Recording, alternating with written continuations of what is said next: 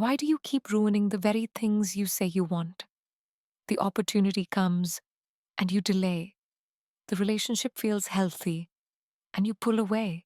You start making progress and suddenly you lose momentum. It looks like laziness. It feels like weakness. But what if it's neither? What if self sabotage isn't you being broken, but you being protective? Today, we're breaking down the psychology of self sabotage, why your mind works against you, how it secretly tries to keep you safe, and how to finally stop fighting yourself.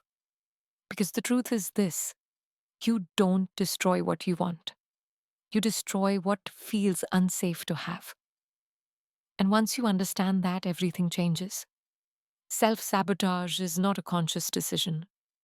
No one wakes up and says, "Today, I will ruin my own progress." It happens quietly. You procrastinate on the thing that matters most. You overthink until the opportunity passes. You pick unnecessary arguments when things are going well. You aim for perfection so intensely that you never finish. On the surface, it looks irrational, but underneath it, there is logic. Your brain has one primary job: survival. Not success, not happiness. Survival. And survival for the brain means familiarity. Your nervous system prefers what is known over what is good, even if what is known is painful. If you grew up in chaos, calm can feel uncomfortable. If you're used to criticism, praise can feel suspicious. If you've experienced rejection, closeness can feel dangerous.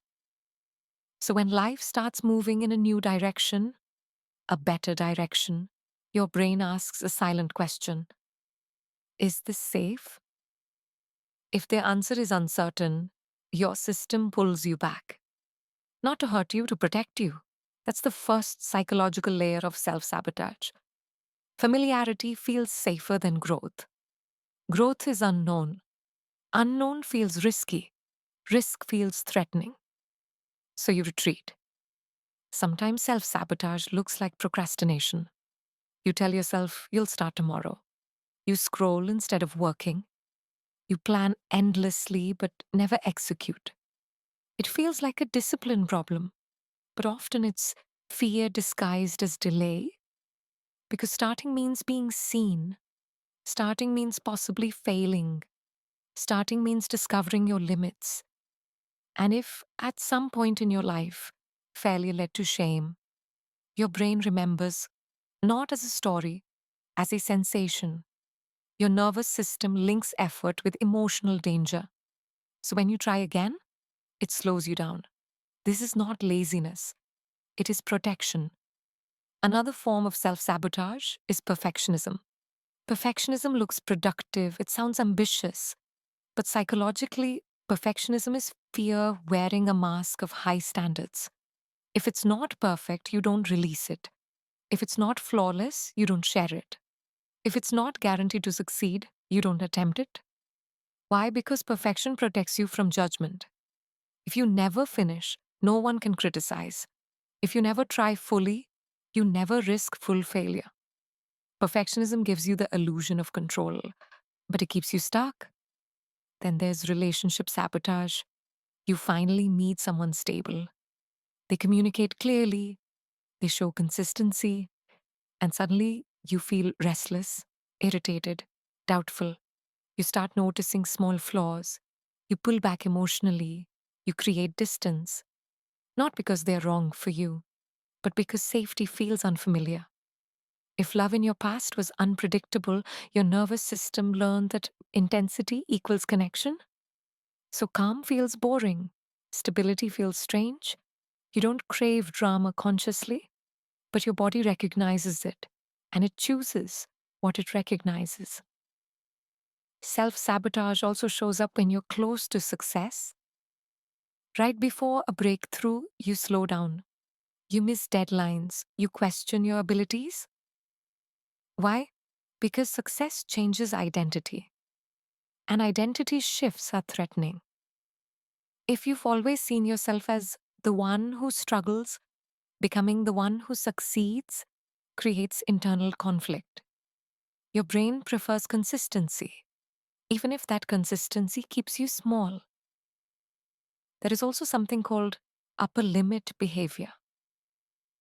When things go too well, you unconsciously create problems. You pick a fight, you overspend, you quit early, you doubt yourself. It sounds irrational, but if deep down you believe you don't deserve success, happiness, or stability, your mind will try to return you to your comfort level of struggle. Your self image acts like a thermostat. If life gets too good beyond what you believe you deserve, you bring it back down, not consciously, automatically. Another powerful driver of self sabotage is fear of visibility. Success makes you visible. Visibility invites opinion. Opinion invites judgment. If you learned early in life that being seen led to criticism, embarrassment, or rejection, you may unconsciously hide your potential. You stay small to stay safe. You delay posting. You avoid speaking up. You downplay your strengths because invisibility once protected you. The brain remembers what protected you, even if it limits you now. There's also the fear of responsibility. More success means more expectation, more growth means more accountability. And if responsibility once felt overwhelming in your life, your system might resist expansion. It's not that you don't want more, it's that more feels heavy. Self sabotage often begins as a coping strategy. At some point, it worked. Avoiding attention kept you safe, not trying prevented humiliation. Staying small reduced pressure, but what once protected you is now restricting you. And here's the key shift: you cannot shame yourself out of self sabotage. Criticism increases threat, threat increases defensive behavior. The more you attack yourself, the stronger the sabotage becomes because your nervous system tightens under attack. Instead of asking, why am I like this? Ask, what is this protecting me from? That question changes everything. When you procrastinate, pause and notice. What am I afraid might happen if I succeed? When you pull away from connection, ask, what feels unfamiliar here? When you delay finishing, reflect. What would it mean about me if this actually works? Self sabotage dissolves under awareness, not force. The solution is not aggression toward yourself, it is safety. Growth requires safety. If you want to stop self sabotaging, you must teach your nervous system that expansion is not dangerous.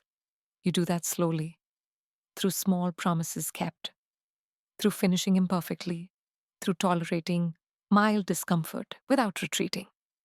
You build evidence. Evidence that failure does not equal humiliation. Evidence that success does not equal abandonment. Evidence that visibility does not equal attack. Your brain updates through experience, not motivation. Another important truth: self sabotage is not your identity. It is a learned pattern. Patterns can change, but they change with consistency, not intensity. Instead of trying to transform your life overnight, expand your capacity gradually. If posting feels scary, post something small. If finishing feels overwhelming, finish at 70%. If closeness feels intense, practice staying present a little longer. Each small act of courage rewires expectation. Over time, your system stops interpreting growth as threat. And when growth no longer feels threatening, self sabotage loses its purpose. You're not broken, you're patterned, and patterns can be rewritten. The goal is not to eliminate fear, the goal is to move with fear without collapsing. Every time you choose action over avoidance, you prove to yourself that you can survive expansion. And survival is what your brain cares about most. Once it learns that success does not equal danger, motivation becomes easier, consistency becomes natural, progress feels lighter, self sabotage fades not because you forced it out, but because it no longer serves a purpose. So the next time you feel yourself pulling back from something good, don't react with frustration. Pause. Ask what feels unsafe. Offer yourself understanding instead of attack. Because the version of you that sabotages is not your enemy. It is a younger strategy trying to keep you safe. And now you are strong enough to choose differently. Growth is not about fighting yourself, it is about leading yourself. And the moment you stop declaring war on your own mind, you begin to move forward without resistance. Not perfectly, not instantly, but steadily. And steady progress always outperforms self criticism. You don't need to become someone else to succeed. You need to make success feel safe. That is the real mental code. And once you understand it, you stop sabotaging your life and start building it intentionally.